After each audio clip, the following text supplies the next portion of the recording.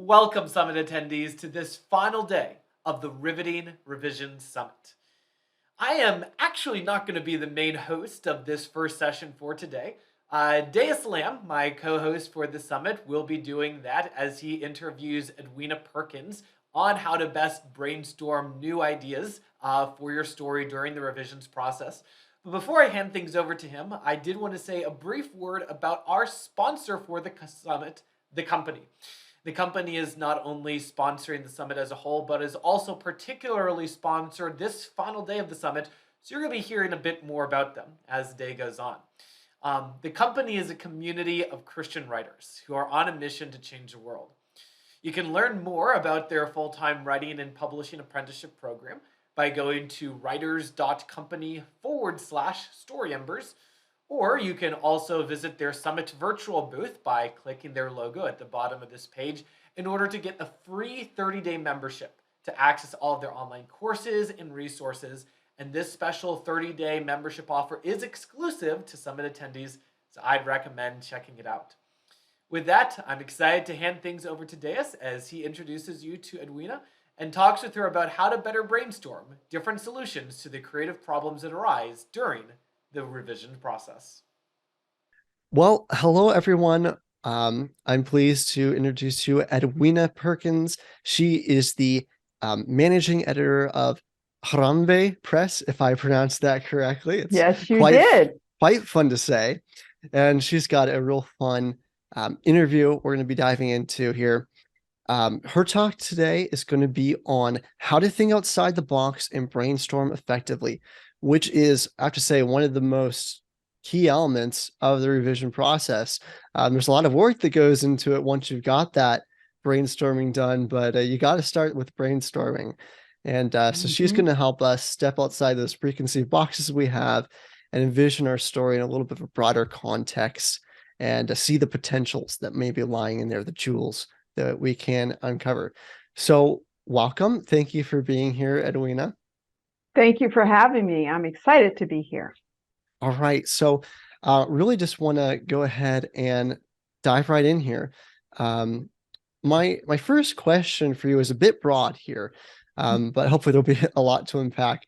So basically, when we authors began writing or begin revisions on a novel, we have this box that I've talked about that constrains our imagination. So that could be any number of things that we're just assuming, like could be a side character we're not really willing to cut that needs cut. Maybe that our story idea or the story has drifted from the initial concept and we feel kind of reticent to change our initial vision. It could be anything, but no matter what it is, what are some exercises you might recommend for authors to help them get outside that box? Well, one of the first things I would say is don't think of the box as constraining. Think of it as containing, and it's going to contain all of your ideas. Don't throw them away. When I coach or mentor other writers, I tell them to keep, and it's the same idea of a box, to keep a what if folder. And meaning you've got a character, you're not sure right now what to do with them. So put them in the what if folder. As you start your revision, you might go, what if I bring that character back? Will it strengthen my writing? What if I bring that plot back? Will it strengthen my writing? But when you put it in that folder, let it go. And until you get to that revision stage and decide, is this going to still work? The second thing I would say is just read with the eyes of your audience. That's so important because it'll keep you on focus. I tell people to think of an audience of one.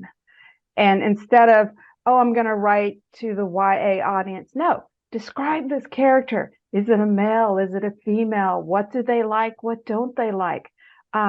What video games do they play? Don't ask them what books do you read, because in your mind, they should be reading your book.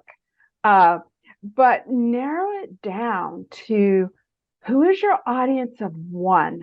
And that can be challenging, but write it out. So as you go through your revisions, you're looking at your audience sitting next to you on a piece of paper and going, am I meeting what they need? And see, that's the third point. is, are you meeting the needs of the reader? And the reader needs something from you. They don't want you to tell them. We all know with our parents, we don't want them to tell us what to do. But as a writer, we want our reader to tell us what they need. So if you can remember, put it in a what if folder. Who is your audience of one? And then what do they need from you? It's going to help you with your revision if you keep those 3 points in mind. Because a story is about change. And if you can keep your protagonist with internal and external issues, you've got the making of a good story. Yeah, that's good. And I really registered what you said about thinking of your audience, because that's automatically going to put you outside your box because you don't control their box. Yeah, it's a different box. And so that makes you step outside your own. It seems so simple, but yeah, that would totally do it. I've even said envision them behind your computer as you write, and even when you get stuck, you're looking at this person and you have to think, what is it you need from me right now? What in my story is going to encourage you to keep reading? And it makes you stop and think when you do that, instead of, oh my gosh, I'm stuck, I don't know what to do. No, you look at that audience, and your roommates or your spouse or whoever, your kids may think you're crazy, but down to that person of one who you're writing to. And that will get you out of your box, because they're not coming into your box. You're stepping into theirs. Yeah. Now, I don't want to put you on the spot too much, but in case you can think of one off the top of your head, are there any examples of some writers you've worked with as a mentor or editor who have gone through that process of thinking about their reader as person, and that's given them a realization of how they need to shift in their story? Oh, I can answer that even off the top of my head. Because I deal with people who are writing about ethnic groups outside of their own, then what I'm working with writers is, I want you to envision somebody from that marginalized community reading your writing.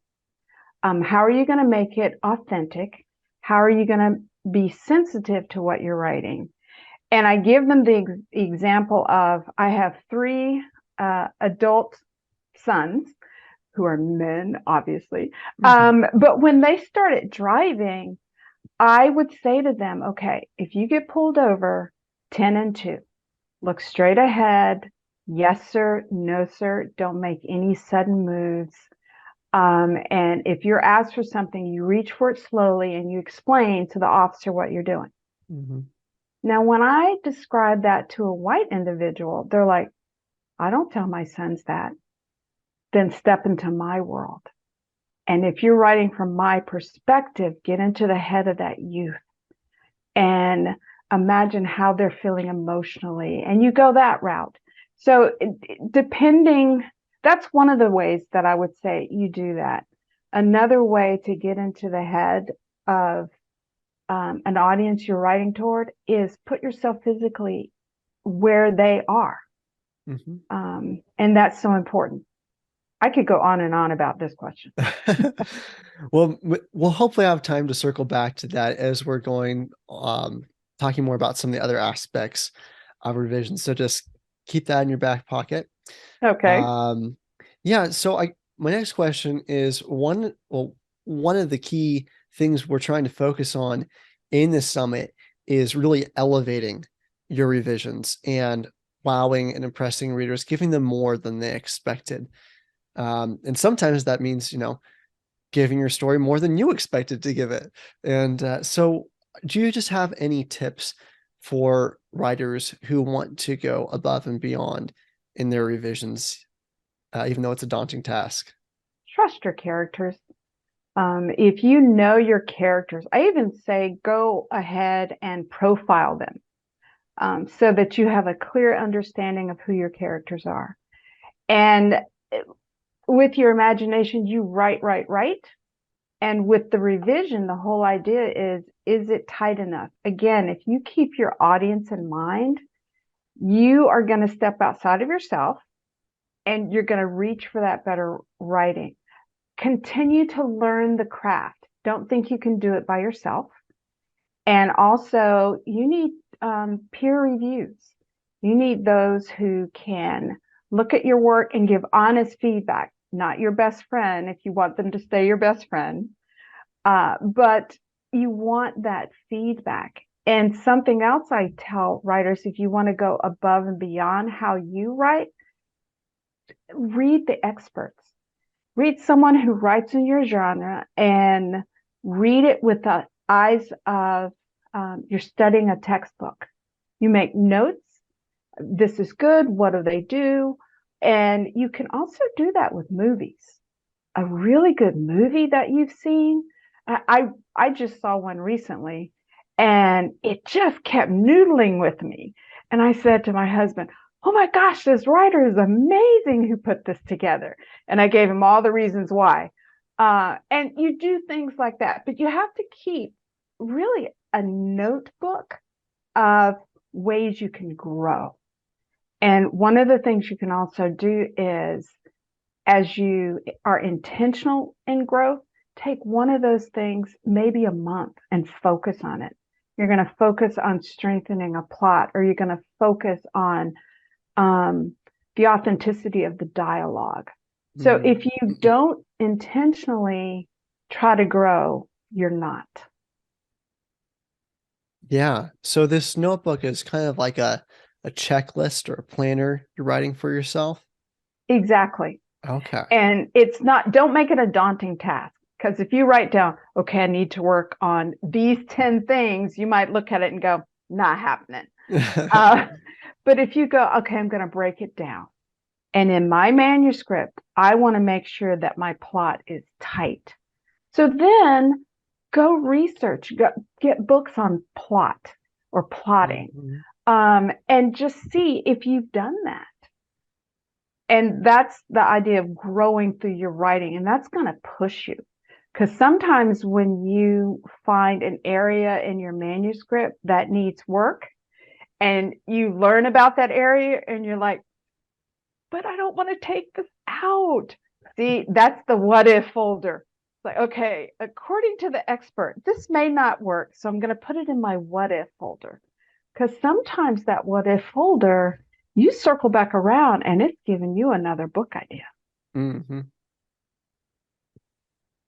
Yeah. And one thing just clicked with that checklist idea is that not only are you giving yourself direction for what you need to work on, but you're telling your brain, okay, I don't have to work on everything in the universe, just what I see here on this page, these 5 things I wrote down for myself. And that could be really freeing too.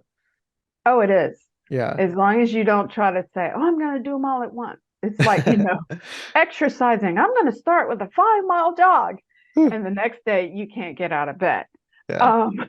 And it's the same idea with your writing, with revision. It's like, okay, now I'm going to take this one thing and focus on it. And that's on your checklist. And it's a great accomplishment when you can look back and know, not only have I checked these things off, but I have grown in the process. Yeah. So let's say a writer is really getting stuck in their revisions. They've followed some of the general advice you and others have given, but there's one little aspect of the story that's they just can't figure it out. What are some ways they can kind of back up or things they can do to untangle themselves? One of the things I would suggest is peer reviews, a critique group, get somebody else's feedback, because they're giving you feedback. It doesn't mean you have to take everything they say, but it can jumpstart the creative juices for you again. Another thing is to consider walking away from that scene. You're stuck, but don't let it keep you from writing. So you may go back and reread some of what you've done, or you may move forward because you've got a manuscript you're working with, and see if sometimes that will give you the answer. with the area that you're stuck with. But I will say, if you're going through the revisions of your manuscript and you see this and it's like, it's just not working, highlight it, keep going until you can focus on it. Because if you allow it to keep you in that one place, you can't see what's going on further in your manuscript. Like I said, sometimes as you continue, you're going to be like, that's it. That's what I need to do, and go back to it. But don't just, the minute you start just dwelling on that, you're not going to be able to see it. So that's why I said move away from it, step away from it, see what happens. Yeah. That's actually something I've been doing for a bit, is not necessarily highlighting, but maybe leaving a short comment of myself of, this is what a beta reader said about this part of the scene that isn't working, and I don't know how to fix it, but I do what I know how to do, and then when I have energy, I'll come back, and that's really helped me. So I recommend that to anyone watching, to go ahead and do that. Oh, Advice. absolutely. Yeah. It's great for us to brainstorm solutions to our story problems. But sometimes we can either have too many possibilities to choose from, or ideas aren't good enough. So what are the next steps after brainstorming? How can we sort through the pile of ideas and figure out what to do next? You've got this huge pile, pick up two things. And one of the things that I think always helps, if you're willing to do it, and you can find this anywhere online, is a basic plot structure. And you take those two ideas and you plug them into a plot structure and you see if they work. Is it going to take your story the way you want to, for it to go? Does your reader need this from you as far as your brainstorming? And if you go, I don't think either one of those will work, go back to that lump of ideas and pull two more. You can't tackle them all at once. And so you just take smaller bites. It's the whole idea of an elephant. How do you eat an elephant? One bite at a time. And so the same idea is, when you have all of these ideas, then you pick up one or two. And the reason I say two is because you can compare them. Is one idea stronger than the other? Oh, well, maybe I want to go with this. No, let me compare that to another idea. But that's how you have to go. And like I said, just create that structure of looking at what a basic plot structure is and plugging the information in. And I think that'll help you, because sometimes we have these great startup ideas, but then we're like, well, I don't know where it's going to go. Or we have these great endings and we're like, I don't know how to start it. So you're evaluating your options, but only do it in small chunks. Yeah. So do you have any plot structures that you particularly like to compare your story against? Stephen James Okay. has one. Love Stephen James. He scares the bejeebers out of me. But in his book on writing, he's got plot structure in there. What I would say, really, if you Google it, you can find anything, but don't find a plot structure that looks like a mountain. It's straight up and it's straight down. It doesn't work like that. You got to go up a little bit, plateau, maybe go up a little bit more. And when you get to the climax of your story, here's what's so important to remember, is even as the protagonist comes down, they're not going to be at the level where they started. And you don't have to have a happy ending. You just have to have a resolution. And that doesn't always mean a happy ending. So that's why when you have these ideas, you have to see on what levels they can progress. But keep those ideas, because you never know if you're going to come back and write from that brainstorm another book. Yeah. All right. So I think it's time to circle back to that question I've had in the back of my head for a while now. I think it was in the second question I asked, you gave an answer, something about trusting the characters in your book. And that got me thinking, not necessarily about individual characters, but about groups of characters and particularly cultures. And why I'm particularly interested in that is in my talk, I was going over a little bit about how important cultures are to your story and standing out, because some of the most amazing books I've read, whether they're historical, contemporary, fantasy, what have you, have these really vibrant cultures, and that's one of the reasons I remember them so much. I know that's something you're particularly interested in, so I was wondering if you had a few thoughts for our audience on um, just the importance of culture to stories, and then how to keep that in mind when you're doing revisions. One, the importance of story is huge when you're writing outside of your own community. And especially when you're writing about a marginalized community. And I don't mean just skin color. I mean, if you're writing about someone who is disabled, you need to make sure that it's accurate. And one way to make sure that your writing is authentic and you're being sensitive is having a sensitivity reader. And people are often going, how do I find a sensitivity reader?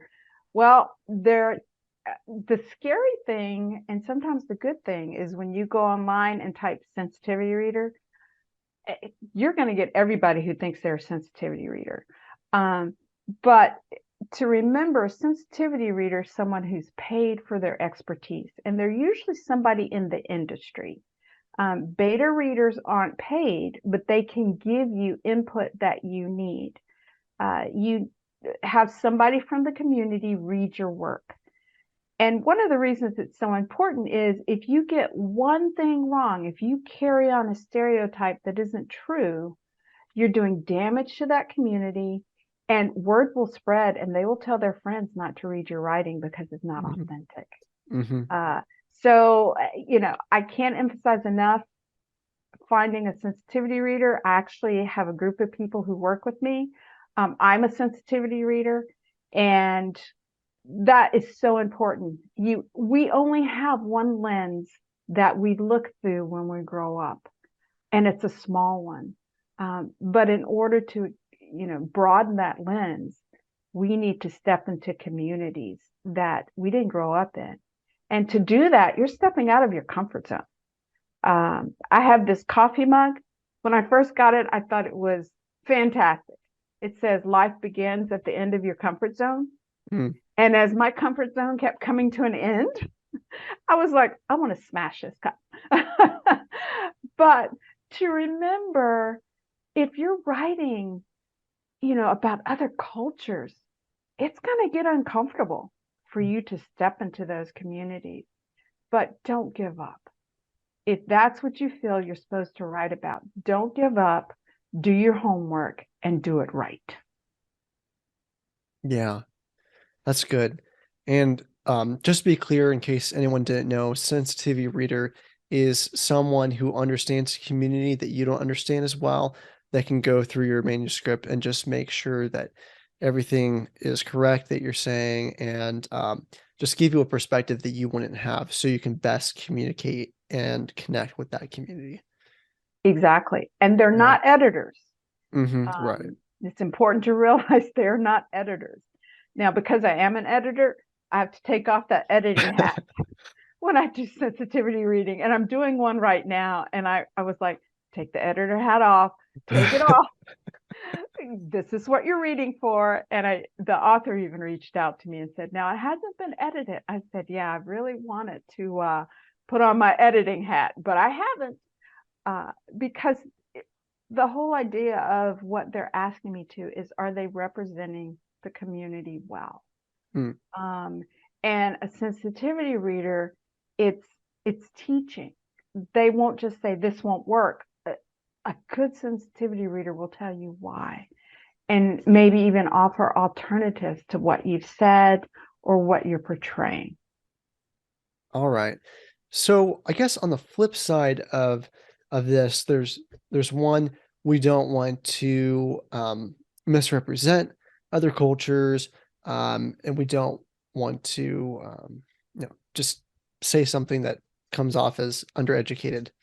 But there's also the other aspect, which is just really like going to the next level and becoming really familiar with that culture and appreciating some of the quirks and the richness of it. And this is true for current day cultures as well as cultures that are from history and imaginary cultures and sci-fi and fantasy. So what are some tips for kind of exploring the really cool, fun aspects of these cultures? Is that something that sensitivity readers help with as well? Or are there other recommendations you have? One of the main recommendations I have is read books from that culture, not books written about them from an outside source, but people in that community who've written the books. Start with children's books. They're the easiest. Everybody can read children's books, but make sure the authors are part of that marginalized community. That's the first thing I would say, because it's a safe place. You can use Google as long as you remember Google is not your God and they're not always accurate. Right. But meeting people is the best way if you can. And even through YouTube, you can meet people, but don't only rely on one source. One source will not give you the answer. So you have to be proactive. You have to step outside of your box and step outside of your comfort zone, but start reading first. And don't just leave it. I know these are mostly fiction readers, but read some nonfiction to get a well-rounded view of the community that you're writing about. Yeah. All right. So I want to switch gears a little bit here now. We've kind of been talking about the broader process of brainstorming. Now I have a real specific question for you. Something that's been bugging me a bit is that when writers are writing their first draft, we usually understand that it's equally valid to approach this from a planner direction or from a pantser direction. A pantser being someone who is doesn't have like an outline they're particularly following. They're discovering their story as they go. And most people would agree. Not everyone should be either a plotter or a pantser, but depending on your personality, find the one that works best for you. But when it comes to revisions, I feel like people stop talking about pantsing particularly, and it's all follow this plan for your revisions. And obviously, we need to have a plan because we need to have structure at some point in the story. But I'm wondering, do you have any insight on how that pantser mindset can still be beneficial during revisions and that spontaneity? I really think in some ways you can do them both at the same time. You do have to have that structure because you need to know where you're going, but don't shut down your imagination. It's when you're more doing the pantser revision, you are looking at the forest. When you're more detailed, you're looking at the trees. And you have to have trees to make a forest. So that's why I'm saying you can do them both. But if you don't have that structure, if you don't plant your trees, you're not going to have that forest. So you can do both. But if you strictly do pantsing, you're rewriting. You're not doing revision. You're just kind of rewriting. So you do have to have that structure. Right.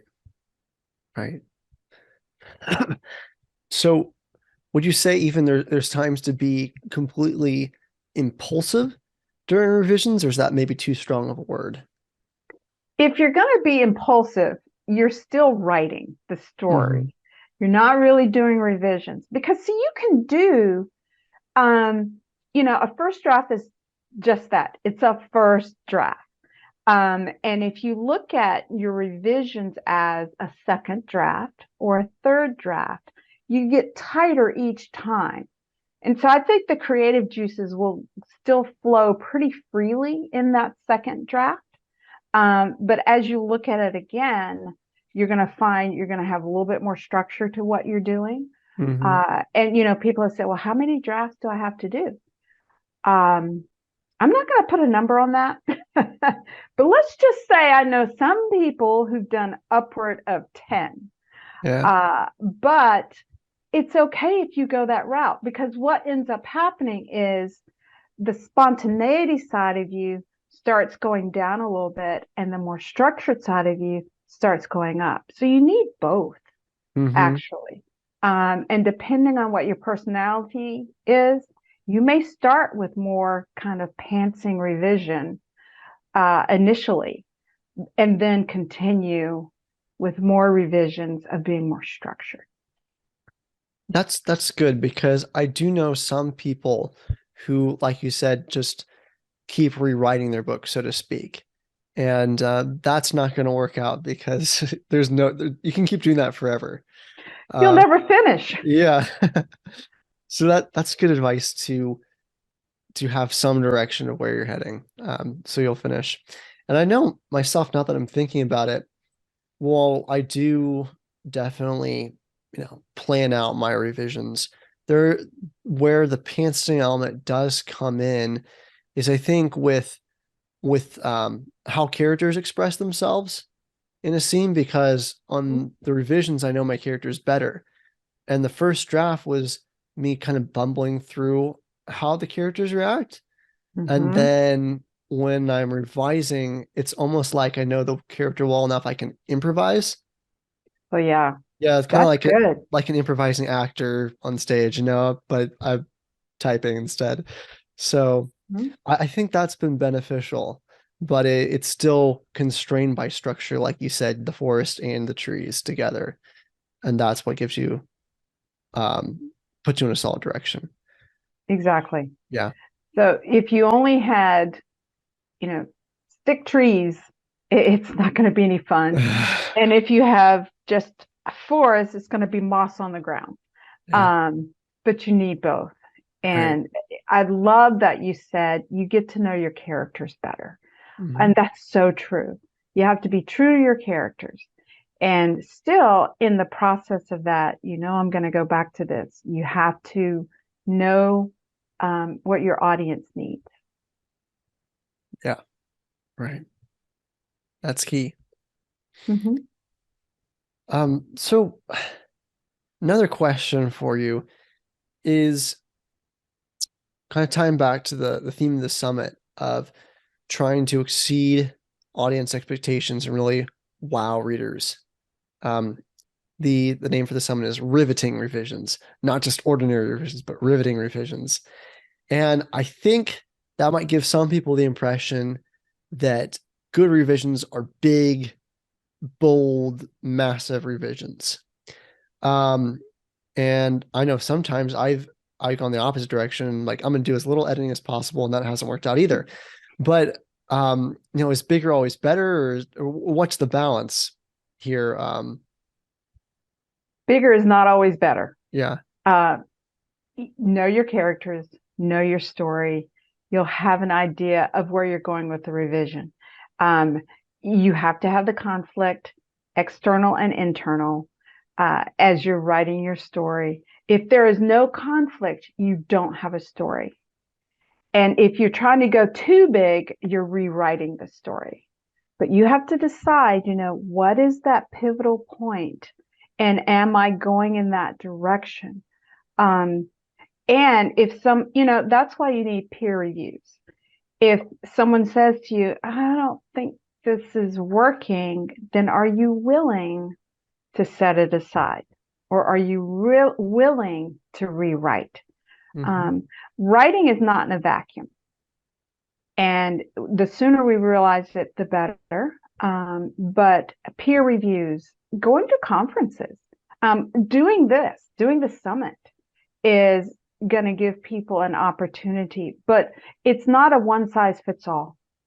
For some, that revision is, oh, I'm going to go big. And for others, you don't need it. So as you write, you start feeling your own voice, Mm-hmm. because that's what's important. Once you've developed your own voice, because it's in you, you're not trying to find it, you're just trying to birth it. Once you understand your voice, it will go across everything you write. And if you go big with the revision and you look at it and go, this isn't my voice, then you need to look at it again. I think sometimes big revisions come because we want to write like someone else. Mm, And we can't tell anybody else's story. We can only tell ours. yeah. So would you say that finding your voice and revising in light of that is even more important than like what's normal in your genre? Oh, absolutely. Mm-hmm. Because your voice is how you write. And if you can't discover that, you're going to be trying to write like everybody else, and it's not going to work. Mm, And, one way of discovering your voice is just write. Don't, I told my son one time when he was writing something, and he would give me a page and want me to edit it. And then he'd give me another page. And I'm like, well, if I'd seen this, I wouldn't have given you the first advice. So I said to him, until you throw it up, I can't clean it up. Uh, and that's true with your voice. You have to just throw it up on the page and write and write and write. If you have people who journal, go back through and read your journals. Your voice is right there. mm, If people say, well, I don't journal, well, then start writing. Or something else you can do is get feedback from your friends. Write something and have them read it and say, can you hear me saying this? Even if it's a fantasy world, they should still be able to read enough of it that they hear you. yeah. Do you have any just um oh, let's say how would you define a voice, an author's voice, and just anything more you want to say about that? Because I feel like people have such trouble discovering their voice and you can never hear enough about it. First thing I'd say is relax. Um, don't try to imitate. When I was working on my, and I call it my shelf fiction book because it's on the shelf and I look back at it and go, oh, it's so bad. Uh, but I started working on it and I had this incredible mentor. And when I sent him some of my writing, it it bled. I mean, there was more red on the page than what I had written. And he kept saying, do you talk like this? And I kept thinking, no, I'm a writer. And then I'd send him something else. And, about every other paragraph, do you speak like this? Do you talk like this? And I was like, no, I'm a writer. And I finally got it. And I said, okay, I want to send you something else. And it was the story of an African American woman who grew up with a Southern Baptist father and a mother who said she saw angels, but her father never believed her. And now she is an adult with her own family, and her daughter is saying she's seeing a demon. So if she believes her daughter, is she going to go back and believe her mother? And if she Mhm. doesn't believe her mother, will she not believe her daughter? And that's the conflict. And so I sent him like 2 pages of that story, and he went, now you have found your voice. So don't try to push it, let it flow, even if you go, oh, but it's awful. It's like walking. An infant doesn't just, you know, 10 hours after they're born, stand up and start running around the room. They learn to walk. And so you learn Mm, to develop your voice. Another way to do that is record yourself. Don't pay attention to how you don't like how you sound, but listen to your words. Step outside and describe what you see. Um, Anything that's going to allow you just to speak freely. And then sometimes go back and type up what you said. Your voice will be on the page when you do that. so it's really not about finding your voice one time, but just continually finding your voice. And continuing to strengthen it. Yeah. Because once you find it, then you're going to realize it gets stronger and stronger. The Hmm. same mentor who had helped me gave me the biggest compliment years later. He said, if I walked into a room and there was a shelf of books with no title, just plain books, and I opened one up, I would know your voice. Mhm. I would be able to pick it. And that's what you want. You want your writers or your readers to become so aware of your voice that no matter what you write and they open up that book, they know it's you. Yeah. That's inspiring. Good. It makes me want to work on my voice more. Good. Yeah. Well, I think the last question I have for you is how do we involve others in the process of brainstorming and revisions? So this could be critique partners, editors, family, friends, anybody really. Well, you nailed it. Mhm. Depending on what you want to get done. Now, close friends and family, they'll give you a general idea, but they're not going to cross the line of hurting your feelings. That's why critique groups, writing partners, because a number of people, I've even done it when I was a part of a critique group, I gravitated to certain people. And then we kind of became partners in crime. We we were in a group together, and these are people who are going to give you honest feedback. You have to put yourself in a situation where you're going to get that honest feedback. And then again, realize you don't have to do everything they say or suggest. You have to, this is why it's important to know your voice. See, does this fit the way you tell a story? And you pick and choose. You have to use discernment, Mhm. but you have to have these people. And you said it, friends, family, um, peer peer groups, critique groups, all of the above. Yeah. So I actually lied. I have one more question for you, and then we'll wrap up. I really want your advice on or advice that you would give to someone who's just afraid of the massive task of revisions and um, doesn't feel like they have the energy and the drive to start. What would you say to them? When you finish that first draft, walk away. They're probably going, what? No, seriously, put it down because you have just spent, a large amount of time writing that first draft. And if you turn around and try to start your revisions, you're just going to be rewriting. Put it down, and I mean more than a week. I will often encourage people, unless you have a deadline, put it down for at least a month. Work on something else, read other things, put it out of your mind. But what's going to happen is you're going to percolate on some of the things in that story. You can't help it because it's your baby. And so once you do that, then you go back and start the revisions. And if you end up becoming a deer in the headlights, put it down.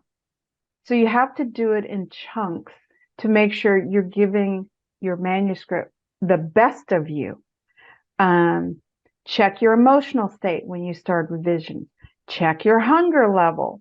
If you are a night owl, start doing your revisions then. If you are an early person, do your revisions then. If at all possible. But don't try to do it when you're stressed, because what you're going to do is you're going to attach a negative experience to your writing, and you're not going to want to go back to it. So you have to be in the right frame of mind. But the first thing is walk away. It's going to be there a month later. Walk away. Yeah. Manuscript won't grow legs on you suddenly.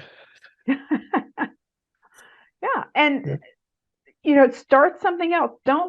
I'm even going to say, don't start book 2 of what you just finished, but do something else. I mean, I would even encourage writing outside of your genre.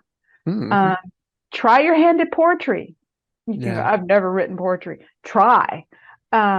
Try your hand at fantasy if you write contemporary fiction. Just something that's going to stretch your brain and give it a break.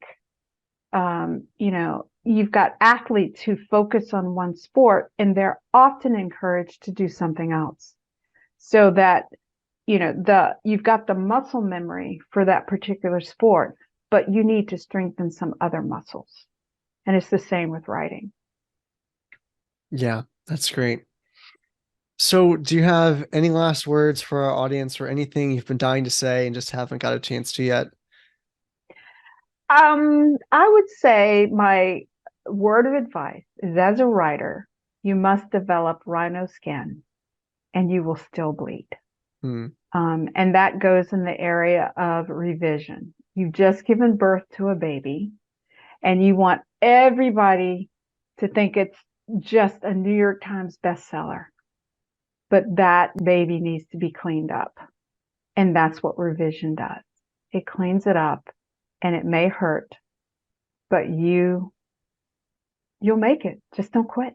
Don't quit. Well, thank you so much. So, is there anywhere you would like to send our audience to, a website or a book or resource that they can follow you on? Well, they can follow me on my website, which is edwinaperkins.com. They also can reach me directly through my business email, which is harambepress@gmail.com. All right. Well, thank you so much, Edwina. This has been a really fun interview. Glad to have you. Maybe we can have you back some other time for a future summit. And I would love that. yeah, we'll see what we can do. And everybody go check out her website and Harambe Press. And the next session will be starting at 4 p.m. EST. So make sure you don't miss it, and we will see you then. All right. Goodbye, everyone.